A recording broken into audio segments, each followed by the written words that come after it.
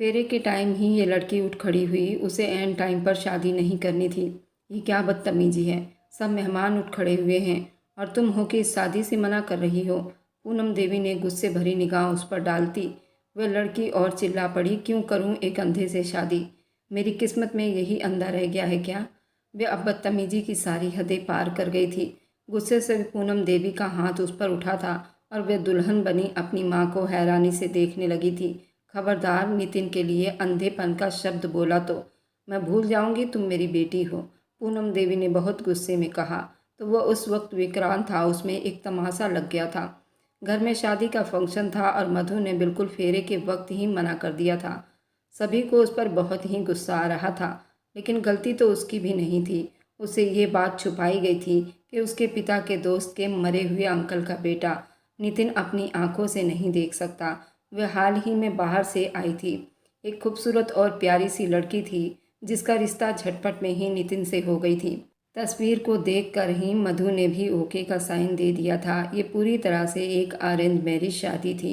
नितिन के साथ अभी उसका सामना नहीं हुआ था क्योंकि वह ज़्यादा टाइम अपने फार्म हाउस में ही रहा करता था। और आज जब शादी का वक्त आया तो सिमरन ने ये राज मधु के कान में डाल दी कि उसका होने वाला पति अंधा है और ये बात उससे छुपाई गई है। बस फिर क्या था, उसने शादी के एंड टाइम ही मना करते भरी मंडप में नितिन के लिए अंधे शब्द का इस्तेमाल किया। नितिन उस वक्त बहुत गुस्से में था। मधु के माँ बाप इस वक्त बहुत ही शर्मिंदा थे। नितिन के सब्र का अब पैमाना टूटता जा रहा था। उसका बस नहीं चल रहा था अंदर जाकर उस लड़की के कान के नीचे रख कर दे जिसने उसे भरी मंडप में उसके अंधेपन का मजाक बनाया था। अंकल जी, आपने मधु को बताया नहीं मेरी इस बीमारी के बारे में? वह अपने कंधे पर उनके हाथों का दबाव पहचान गया था। बेटा, वह अभी बस इतना ही कह पाए थे कि पूनम देवी की पुकार ने उन्हें अपनी तरफ ध्यान दिलवा दिया। मधु शादी के लिए तैयार है। उसे जल्दी से मंडप में चुन्नी उड़ाकर बिठा दिया गया। पंडित जी ने अपनी कार्रवाई शुरू की और शादी की रस्में एक एक करके तय होने लगी थी। सिंदूरदान हुआ, फेरे पड़े। पूनम देवी ने उसे इमोशनल ब्लैकमेल किया था। अगर उसने शादी से मना किया तो मधु उनका मरा हुआ मुंह देखेगी, इसलिए वो मरे मरे कदमों से सारे रस्मों को ना चाहते हुए भी निभाना पड़ रहा था। दूसरी तरफ सिमरन अपना वार खाली जाता देख बहुत गुस्सा कर रही थी। सिमरन उनके पड़ोस में ही रहा करती थी। बहुत ही घमंडी लड़की थी और नितिन और विक्रांत के साथ शायद उसकी पुरानी दुश्मनी चल रही थी जिसका बदला उसने मधु की सूरत में लेनी चाहिए।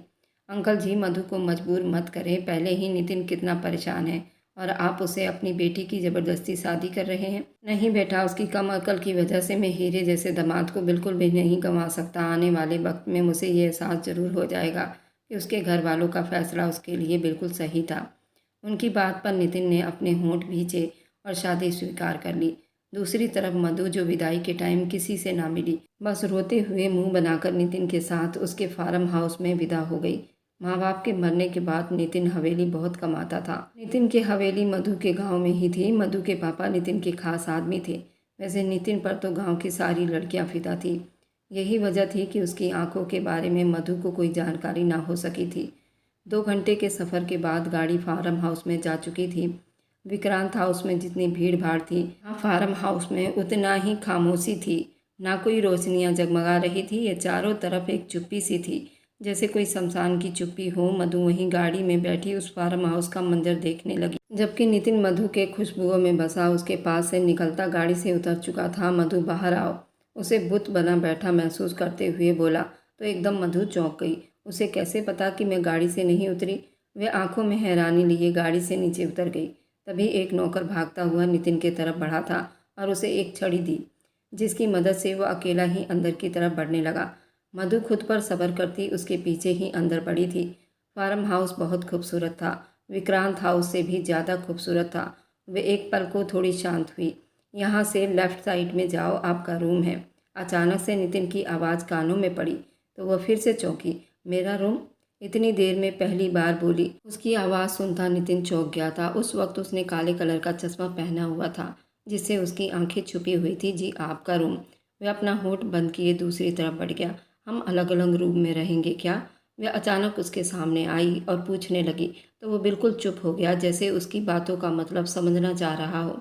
मेरे ख्याल में आपको एक अंधे के साथ उसकी बैसाखी बनकर चलना पसंद नहीं होगा। आप प्लीज़ उस तरफ अपने रूम में जाओ। रात काफ़ी हो गई है। वह बिल्कुल गंभीर आवाज़ में बोलता, सीढ़ियाँ चढ़ता आगे बढ़ा। अगर इतनी ही हमदर्दी थी तो शादी के वक्त ही मना कर देते। अब ये ड्रामा करने की क्या ज़रूरत है। वह एकदम गुस्से में हुई थी कि नितिन के कदम फिर से वहीं रुके थे। कुछ वजह थी जिसके लिए मैं मना ना कर सका था, जैसे आप ना कर सकी। लेकिन मैं आप पर ज़बरदस्ती अपने आप को नहीं थोपूंगा। मुझे अकेले रहने की आदत हो गई है। आपको किसी तरह की कोई तकलीफ़ नहीं होगी यहाँ। मुझे आदत नहीं अकेले रहने की। मधु की रोनी सी आवाज़ सुनाई दी। एक पल को चुप्पी सी छा गई। फिर क्या चाहती हैं? वह आखिरकार उसके दिमाग तक पहुँच गया था। उसी से पूछ लिया। कुछ नहीं। वह गुस्से से बोलते अपना लहंगा संभालती वहाँ से लेफ्ट साइड चली गई, जहाँ नितिन ने उसे जाने को कहा था। चूड़ियों की खनक और चंदन की खुशबू के एकदम गायब होने पर वह जान गया था कि मधु अब जा चुकी है। वह भी अपने कमरे की तरफ बढ़ गया। मधु कमरे में आते ही दरवाजे के साथ लगी। अब फूट फूट कर रोने लगी थी। क्या पहली रात की दुल्हन का स्वागत ऐसे किया जाता है? वह हिचकियों से बहुत सारा रोती उठी थी। कमरे को एक गुस्सैली निगाहों से देखा। एक अजीब सा डर उसके ऊपर उतरा था। वह अकेले रहने की आदी नहीं थी। लंदन में भी उसका पूरा ननिहाल एक साथ रहता था। अब जब वो हिंदुस्तान वापस आई थी तो यहाँ माँ बाप के यहाँ भी हरा भरा था। लेकिन ज़िंदगी का दूसरा हिस्सा ऐसा होगा, उसने कभी सपने में भी नहीं सोचा था। एकदम से उसका दिल घबराने लगा। इतने बड़े कमरे में अकेलापन काट खाने को दौड़ रहा था। नितिन भले आंखों से देख नहीं सकता था, लेकिन था तो इंसान ही ना। और उसका पति, फिर क्यों अलग किया रूम? मैं नहीं रह सकती अकेली। वह कमरे से डरती बाहर निकली। अंधेरे से ग्रिल पर जाती दूसरी तरफ बढ़ गई। कोई एक नौकर भी दिखाई नहीं दे रहा था। वह दुल्हन बनी बिल्कुल कहर ढा रही थी, लेकिन जिसके लिए तैयार हुई थी, जो उसे देख ही नहीं सकता था, वह फिर से अपने दिमाग में ऐसे ही ताने बाने बुन रही थी। बड़े से कमरे के दरवाजे पर रुकते, दिल बड़ा करते दरवाजे का लॉक घुमाया तो वह खुलता चला गया। अंदर दाखिल हुई तो उसे लगा किसी स्वर्ग में आ गई हो। हर तरफ खूबसूरत गुलाब के फूलों की लड़ियां लगी हुई थी। हर कोने में जगमगाती लाइट सितारों की तरह झिलमिला रहे थे। सफ़ेद गुलाब की महक कमरे को और ही स्वर्ग का एहसास दे रही थी। छत से लटकती फूलों की झूमरें हवाओं को और ही खूबसूरत बना रही थी। सजे हुए बिस्तर पर फूलों की चादर उसे देखकर पलक झपकना ही भूल गई थी। वे कदम कदम चलती कमरे के बीच में आई तो ऊपर टंगा शानदार खूबसूरत झूमर पर उसकी नज़र गई। यूँ लगा जैसे स्वर्ग ही यहाँ दुनिया में हो और रोशनी के बाहों में उतर रही हो। तभी अपने पीछे किसी की मौजूदगी का एहसास जागा तो वह जल्दी पलटी। नितिन नहाकर फ्रेश हुआ था, उसके सामने खड़ा था। उसकी आंखों से चश्मा गायब था। मधु ने गौर किया, उसकी आंखें गहरी नीले रंग की थी, लेकिन उनमें रोशनी नहीं थी। नितिन की मर्दाना बॉडी किसी को भी दीवाना करने वाली थी। इतनी खूबसूरत बॉडी थी, उसको बहुत ही रूप दे रही थी। चेहरे की लकीरें उसकी मर्दानगी को और निखार रही थी। आंखों की रोशनी ना होने के बावजूद उसकी कसरती बॉडी दिल को छू लेने वाला था। उसके होंठों पर छाया गंभीरता, चेहरे पर नरमी का असर उसे एक हैंडसम और खूबसूरत आदमी बना रहा था। एक पल को उसे देखते मधु की हार्ट बीट मिस हुई। कुछ चाहिए आपको?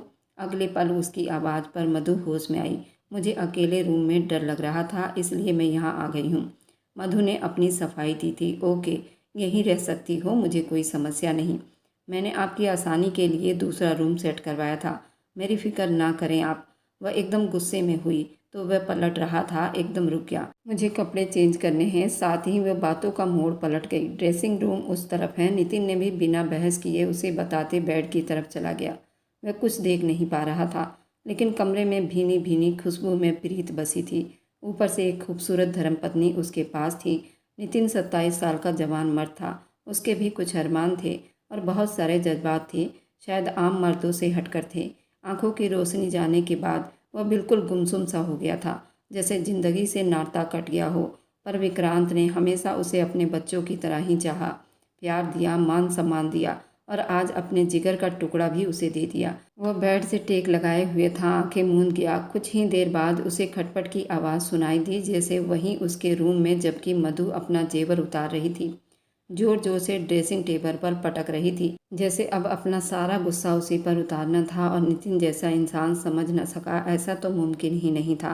ऐसे तैयार किया मुझे जैसे उस आदमी ने मेरी तारीफों की पुल बांधनी हो। सादा से जोड़े में ही विदा कर देते, क्या फ़र्क पड़ जाना था। कानों से झुमके उतारते हुए वे बार बार बड़बड़ाए जा रही थी, लेकिन बेड से टेक लगाए, सर पीछे गिराए हुए आंखें बंद किए उसकी बड़बड़ाहट भी सुन रहा था। अगले ही पल उसने अपना भारी भरकम दुपट्टा उतार कर एक तरफ चेयर पर रखा। नितिन की गर्दन भी उसी पल सीधी हुई थी। एक पल को मधु को लगा उसकी निगाहों का मोड़ उसके तरफ है। उसका दिल जोरों से धड़का, लेकिन अगले ही पल ये एहसास भी गुम हो गया था। वह देख ही नहीं सकता। फिर रिलैक्स अंदाज में वह अपने बालों से पिन उतारती अपने बालों को भी खोल गई थी जो उसकी पीठ पर फैले थे।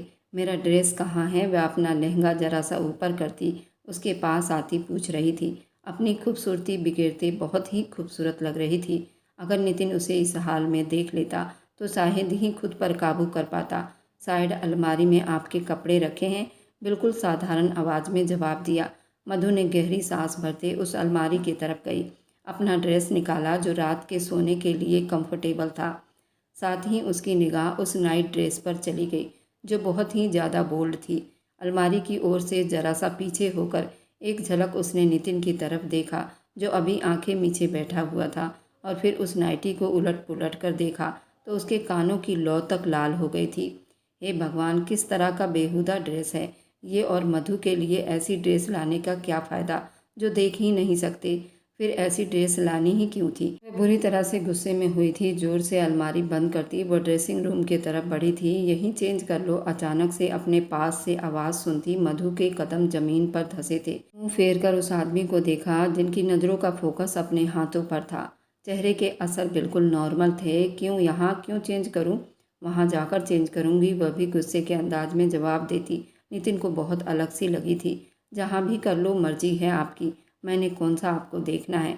आपकी बार नज़रों का फोकस उस पर था और मधु को फिर से लगा जैसे वह उसे ही देख रहा हो। उसकी नज़रों की रोशनी नहीं थी, लेकिन उसकी आंखों की गहराई सब बोलती थी। उसकी नज़रों का फोकस खुद पर महसूस करती मधु के पूरे जिस्म में करंट सा दौड़ा था। बिना कोई जवाब दिए वह ड्रेसिंग रूम में चली गई। फिलहाल दरवाजे को लॉक न लगाया। कुछ देर बाद वह रूम में वापस आई तो कमरे में बिल्कुल अंधेरा था। हे भगवान, ये जीते जी किस शमशान में डाल दिया मुझे। वह अंदाजे से बिस्तर के करीब जाते अंधेरे में ही अपने पति देव को घूरने लगी। लाइट ऑन करिए प्लीज। वह बहुत चिड़ी थी। क्या हुआ? वह साइड लैंप ऑन करता उसके तरफ मुड़ा। मुझे अंधेरे से बहुत डर लगता है, लाइट ऑन ही रहने दो। और आपको क्या फ़र्क पड़ता है ऑन हो या ऑफ हो?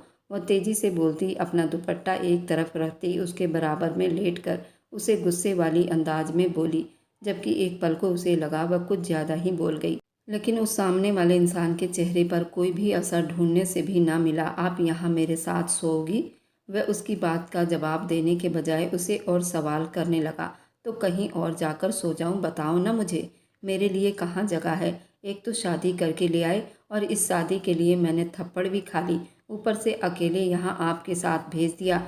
जानते हैं मैं अकेले नहीं रह सकती, डर लगता है मुझे। कभी अकेली नहीं सोई और अब आप मुझे कह रहे हैं यहाँ से चली जाओ। वह भीगी आंखों से बोली तो बोलती चली गई। नितिन तो सवाल करके पछता गया था। इतना लंबा चौड़ा जवाब मिलेगा उसे अंदाज़ा नहीं था। रिलैक्स हो जाओ, यहीं सो जाओ। वापस अपने तकिए पर सर रखती अपनी आंखें मूंद गई। नितिन ने अपनी आंखों पर अपने बाजुओं को रख लिए। बहुत मेहरबानी आपकी, आपका एहसान होगा मुझ पर। उसकी वह जुबान जो थोड़ी खर्राटे की तरह चलती थी। ऊपर से उसके घर वालों ने उसे काफ़ी डरा कर रखा हुआ था कि नितिन का गुस्सा बहुत तेज है, इसलिए उसके सामने जुबान खोलने से पहले वह एक बार ज़रूर सोच ले। लेकिन यहाँ तो उल्टा ही था। वह तो बात कर रही थी बड़े प्यार से और तसल्ली में जवाब दे रहा था। इस बात का फ़ायदा उठाते हुए मधु वापस अपनी असली रूप में और असली टोन में आ गई थी। तकिए पर करवट लेती नितिन के तरफ मुंह करती उस महान हस्ती को देखा था जो आज उसके पति परमेश्वर के रूप में मौजूद था। तभी उसने मधु के तरफ करवट ली तो मधु का दिल धक से रह गया। उसका चेहरा मधु के कंधे से बिल्कुल पास था। मधु की तो सांसें ही रुक गई, जबकि नितिन की आंखें बंद थी। वह एक टक उसे देखती चली गई। खूबसूरती जैसे उस एक आदमी पर आकर ख़त्म हो गई थी। वह बहुत ही खूबसूरत मर्द था। काश उसकी आंखें भी होती तो कितना ही ज़्यादा अच्छा होता। मेरी पूरी ज़िंदगी में उससे ज़्यादा खूबसूरत आदमी मैंने आज तक नहीं देखा। वह भी उसके तरफ करवट लेते उसके चेहरे से कुछ दूरी पर अपना सर तकिए पर धरे उसे देखते देखते आंखें मूंद गई। कब गहरी नींद की वादियों में चली गई उसे पता ही नहीं चला। धीरे से सामने आंखें खोले मधु की सांसों की गर्माहट को वह अपने चेहरे पर महसूस करता बेकाबू उस आदमी के चेहरे को एक मुस्कान ने छू लिया था।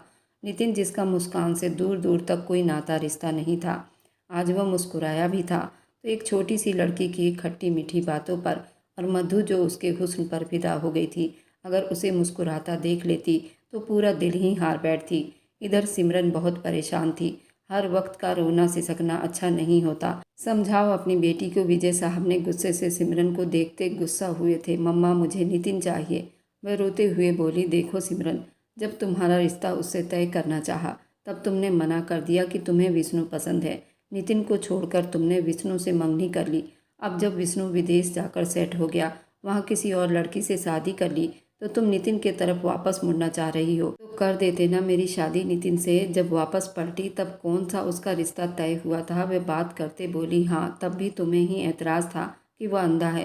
मुझे अंधे से शादी नहीं करती तो क्या करते हम। अब वो तुम्हारा इंतज़ार करने से तो रहा। मधु ने भी तो एंड टाइम से उसे शादी करने से मना कर दिया था, लेकिन उसे तो सबने जोर ज़बरदस्ती करते हुए नितिन के साथ शादी करके उसे विदा भी कर दिया। आप मेरे साथ जोर ज़बरदस्ती नहीं कर सकते थे, मुझे नहीं समझा सकते थे। कैसे माँ बाप हो आप लोग।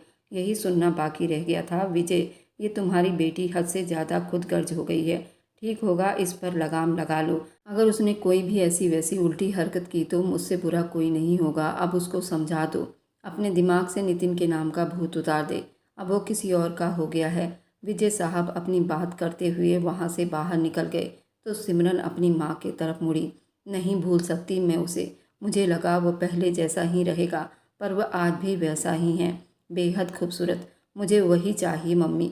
मैं कर लूँगी हैंडल उसके अंधेपन से, पर अब मुझसे बर्दाश्त नहीं हो रहा वो मेरे अलावा किसी और से शारीरिक संबंध बनाए। अच्छा, तो नितिन के लिए भी तुम ऐसी ही फीलिंग रख रही थी, तो विष्णु के बारे में क्या ख्याल है तुम्हारा, जो था ही तुम्हारे पसंद का। उसने तो बाहर जाकर शादी भी कर ली, और सुना है बहुत जल्द उसके यहाँ खुशखबरी भी आने वाली है।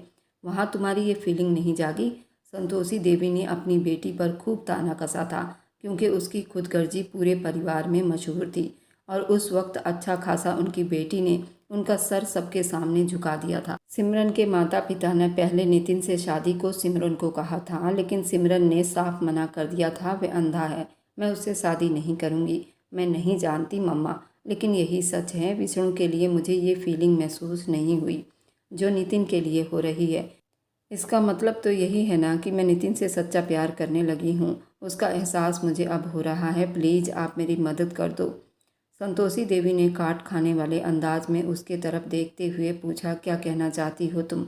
अभी कल ही तो उन दोनों की शादी हुई है और आज तुम ये राग गाने लगी हो। मैं तुम्हें साफ कह दे रही हूँ सिमरन, तुम्हारे माँ बाप जो तुम्हें कह रहे हैं उसे अपने पल्लू से बांध लो। अब और ज़्यादा हम लोगों की जगहसाई मत कराओ।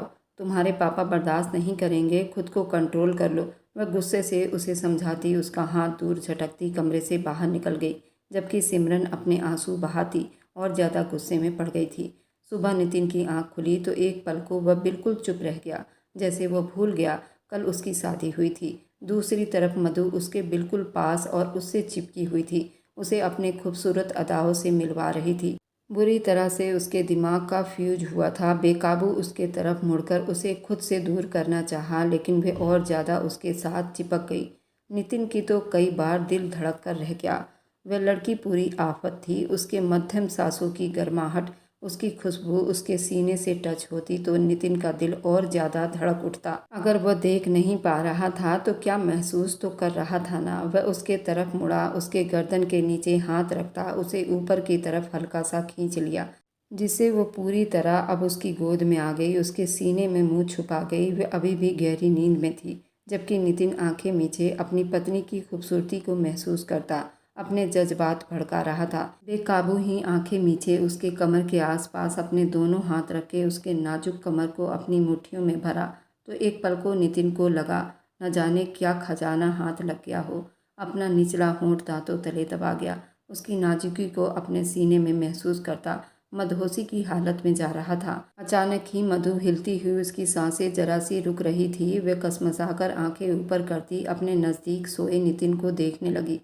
पल भर को उसे समझ न आई यह आदमी कौन है। वह भूल गई कि उसकी शादी हुई है। आप कौन, आप कौन। वह उसका चेहरा अपने हाथों के प्याले में भरता आंखें ऊपर करता वह उससे पूछ रही थी और अपनी आंखें खुल गई। मधु खुद तो जाग गई थी, लेकिन दिमाग अभी भी सुन पड़ा था। उसे ये तक एहसास ना हुआ था। वह अपने पति को अपनी जवानी अच्छे से महसूस करवा चुकी थी। नितिन की आंखें देखती वो माथे पर बल डाल गई, जबकि एक पल को उसे यूं लगा उसकी आंखें मधु के पूरे जिस्म को देख चुकी है। वह झट से पीछे हटती उठ बैठी, बुरी तरह से शर्मिंदा होते हुए। पास पड़ा दुपट्टा ओढ़ कर खड़ी हुई। नितिन भी अपने होठों पर हाथ फेरता, अपने उमड़ते जज्बात को कंट्रोल करने की कोशिश करता उठ गया। नींद में कब वह दोनों एक दूसरे के करीब हुए थे, मधु को तो बिल्कुल याद ही नहीं रहा। वह नज़र चुराते बाथरूम में घुस गई, जबकि नितिन दिल पर हाथ रखे धीमा सा मुस्कुरा दिया। आज शहर के सबसे बड़े मॉल में नितिन का रिसेप्शन रखा गया था। दोनों की जोड़ी की खूब तारीफ हुई थी। सिमरन तो बिल्कुल गुस्सा खाती घूम रही थी और दोनों को एक साथ देखकर पूरे तन मन से जल उठी थी। मधु का खिलता खिलता रूप की सारी कहानी सुना रहा था। अब वह कल की तरह नहीं थी, वह एक अलग मधु हो गई थी। आज मधु के चेहरे पर कल वाला रूप नहीं था। वह जैसे नितिन के साथ खुश थी। खुश क्यों न होती, आखिर इतना खूबसूरत मर्द मिला था उसे। हाँ, वह देख नहीं सकता था, लेकिन बाकी सब कुछ तो कर ही सकता था। सिमरन दिल ही दिल में फालतू बातें सोचती मधु को देखे जा रही थी। बहुत खुश हो, लगता है रात को खूब डोज मिला है अंधे से। नितिन छड़ी के सहारे उठता नीचे उतर गया। जब सिमरन ने अपने ताने का तीर चलाया, मधु का चेहरा एकदम से गंभीर हुआ था। सिमरन दीदी, आप अपनी जुबान से थोड़ा मीठा बोल लिया करो। वह घिसेगा नहीं, वह दांत कपकपाती बोली। अब क्या गलत कहा मैंने? वैसे मुंह दिखाई में क्या मिला है तुम्हें? अंधे ने मुंह दिखाई में कुछ दिया ही नहीं होगा। जब मुंह दिखाई होता तो मुंह दिखाई देता ना। सिमरन का एक और ताना मधु के दिल में बिल्कुल तीर की तरह लगा। वह बस सिमरन को देखती रह गई। उसके दिल, जुबान और आंखों में किस तरह जहर भरा हुआ था। मुंह दिखाई नहीं दिया क्योंकि मुंह नहीं देख सके, लेकिन मुझे सारी रात उन्होंने सोने भी तो नहीं दिया। अपनी मोहब्बतों से निहाल करके रख दिया है मुझे। सुबह भी वॉशरूम रोमांस किया था। मुझे तो लगा ही नहीं कि कहीं से वो देख नहीं सकते, जबकि उनके जज्बात और मोहब्बत मुझे बस शर्माने पर भी मजबूर करता रहा। मधु की बेधड़क अंदाज में कही गई बातें सुनते सिमरन के दिल पर बिजलियां गिर गई थी। वह जल भुनकर उसके पास से उठकर चली गई थी। बड़ी आई मुझे बातें सुनाने वाली। मधु ने मुंह बनाते मुंह फेर कर देखा तो अपने बहुत पास नितिन को देखकर उसके दिल की धड़कनें थम सी गई। उन्होंने कुछ सुना तो नहीं होगा ना? चेहरे से ऐसा कुछ भी मालूम नहीं पड़ रहा था। वह खुद को तसल्लियाँ दे रही थी, जबकि क्या वह नहीं जानती थी कि उसका पति अंधा है, फिलहाल बहरा नहीं है। आज विक्रांत हाउस में खूब भीड़ लगी हुई थी। मधु अपने पति के साथ अपने मायके आई थी।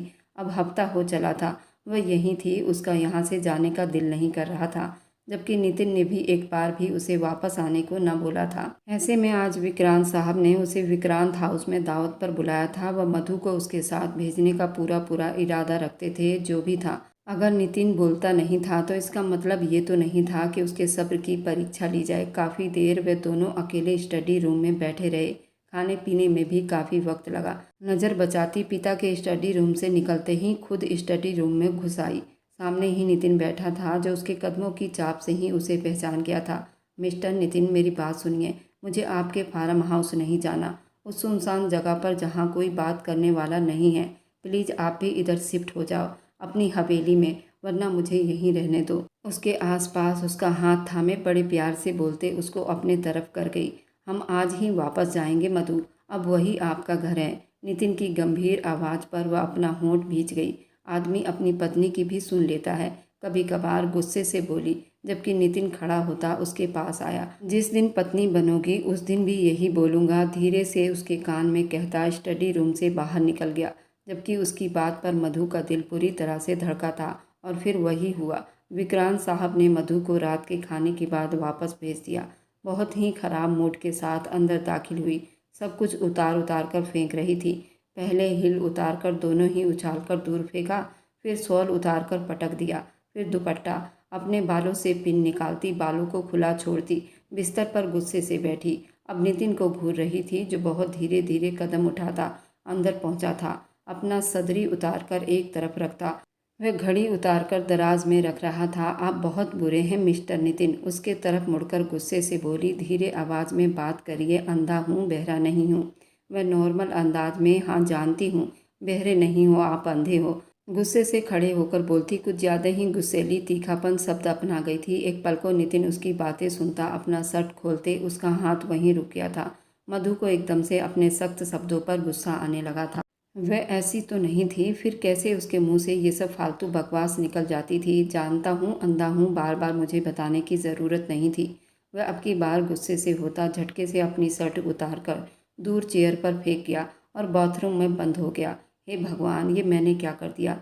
मधु ने नितिन का दिल दुखा दिया था। अगर वह देख नहीं सकते तो उसमें उनकी क्या गलती है। ये सब तो भगवान की मर्जी है। किसी को उनकी कमी की वजह से ये बातें सुनाना बहुत पाप होता है। मधु की आंखें भीगने लगी। वह बहुत देर तक उसका इंतजार करती रही, लेकिन नितिन बाहर ही नहीं आ रहा था। जिस दिन पत्नी बनोगी उस दिन सारी बातें सुनाऊंगा, एक अजीब सी आवाज़ ने उसका सामना करवाया था। अभी वह सोच ही रही थी कि नितिन बाहर निकला। उसने टॉवल पहना हुआ था। उसकी मर्दाना बॉडी, चौड़े कंधे, उभरा मसलचो जो बहुत ही ज़्यादा खूबसूरत लग रहा था। अलमारी से अपना ड्रेस निकाल रहा था। तेज कदमों से वह ड्रेसिंग रूम की तरफ बढ़ा था। एक पल को मधु को लगा जैसे वह देख सकता है, लेकिन नहीं, वह नहीं देख सकता। फिर इतना तेज कैसे चल सकता था ये आदमी। पहली बार मधु को उस पर थोड़ा शक हुआ था। वह बाहर आया तो नाइट ड्रेस में था। बिना मधु को कोई असर दिए बिस्तर की तरफ बढ़ा और लाइट ऑफ कर दिए। मधु भी उसके पास आकर बैठी, जो सोने के लिए लेट चुका था। सॉरी, मेरे मुंह से गलती से ये सब फालतू बातें निकलती है। वह उसके बहुत पास होकर अपने मुंह से कहे गए अपशब्द के लिए माफ़ी मांग रही थी, जबकि नितिन बिल्कुल चुप था। नितिन उसके बाजू पर हाथ रखकर उसे हिलाती बुलाने लगी। मधु, सो जाओ, रात काफ़ी हो गई है। बिना आंखें खोले जवाब दिया। नहीं, पहले माफ़ कर दो मुझे। गलती हो गई है। मेरा मकसद आपका दिल दुखाना बिल्कुल भी नहीं था। पता नहीं कैसे ये फालतू चीज़ें मेरे मुंह से निकल जाती है। सच ही तो है, उसमें बुरा मानने वाली क्या बात है। ये कमी है मुझ में। और मैंने आपके पिता को कितनी बार मना किया था कि वह आपकी ज़िंदगी बर्बाद ना करे मुझ जैसे अंधे के साथ शादी करवा कर, लेकिन उन्होंने मेरी एक ना सुनी और आपकी ज़िंदगी बर्बाद कर दी। नहीं नितिन, ऐसा नहीं है। आप बहुत अच्छे हैं। मुझसे गलती से मुंह से निकला है। मेरा इरादा नहीं था कि आपका दिल दिखाऊं। प्लीज़ माफ़ कर दो मुझे। प्लीज़ सो जाओ मधु, रात बहुत हो गई है। वो मुंह फेर कर लेटती। मधु उसके बहुत करीब हो गई। जब तक माफ़ नहीं करते मैं पीछे नहीं हटूंगी। उसके मनमोहिनी अंदाज पर वो मुस्कुरा दिया। अच्छा कर दिया माफ़, अब सो जाओ। उसके बाद पर मधु के चेहरे को एक मुस्कान ने छुआ। ये कई साल पहले की बात है, छोड़ दो मुझे। मेरा हाथ टूट जाएगा, तोड़ना ही है तो। उस आदमी ने बेदर्दी से उसके सामने रस्सियों से जकड़े उस आदमी की गलाई मोड़ दी तो तड़प कर कुछ टूटने की आवाज़ आई। पूरा घर चीखों से गूंज उठा और यही चीखें उस आदमी को सुकून पहुंचा रही थी। बताओ अपने दूसरे साथी का पता, नहीं तो ये बाजू भी तोड़ दूंगा। राठौर, राठौर। जख्मों से चूर आदमी बिल्कुल बेहोशी में बोलता सामने खड़े उस आदमी के दिल और दिमाग को ठेस पहुंचाता चला गया। मधु नितिन से परमिशन लेती। कुछ दिन विक्रांत हाउस में रहने आई थी। आज उसकी वापसी थी, भी सरप्राइज वापसी थी। नितिन के लिए उसके दिल में पूनम देवी ने मोहब्बत के फूल खिला दिए थे। नितिन की सारी हकीकत जानकर वह अपना दिल उसके लिए धड़कता महसूस करने लगी थी। एक कार एक्सीडेंट में उसके माँ बाप की डेथ हुई थी और उन्हीं को बचाते उसकी आंखों की रोशनी चली गई थी। उसकी आंखों में कांच चुभा था, जिसकी वजह से वह देखने की ताकत खो चुका था। और इस किस्से को पूरे 12 साल बीत चुके थे। नितिन का इलाज होता रहा, 2 से 3 सर्जरी भी हुए थे, लेकिन अभी तक कोई भी अच्छी रिजल्ट सामने नहीं आया था। इन बातों से मधु के दिल में नितिन के लिए और हमदर्दी और प्यार मोहब्बत पैदा हो गई थी। वह आदमी बहुत अकेला है, मुझे मेरे सब बच्चों से ज़्यादा प्यारा है। वह बहुत सब्र वाला बच्चा है, कई सालों से बिखरा हुआ है। मधु मेरी बच्ची, उसकी सगी माँ उससे ज़्यादा नितिन की फ़िक्र कर रही थी। इस बात ने भी उसे अच्छा खासा सोचने पर मजबूर कर दिया था। मधु आपको समेट लेगी।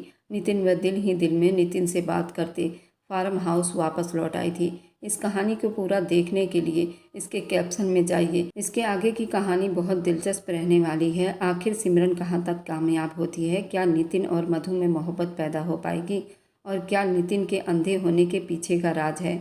और मेरी वीडियो आप जहाँ कहीं से भी आप लोग देखते हैं, कमेंट में अपने शहर और राज्य का नाम ज़रूर बताइए।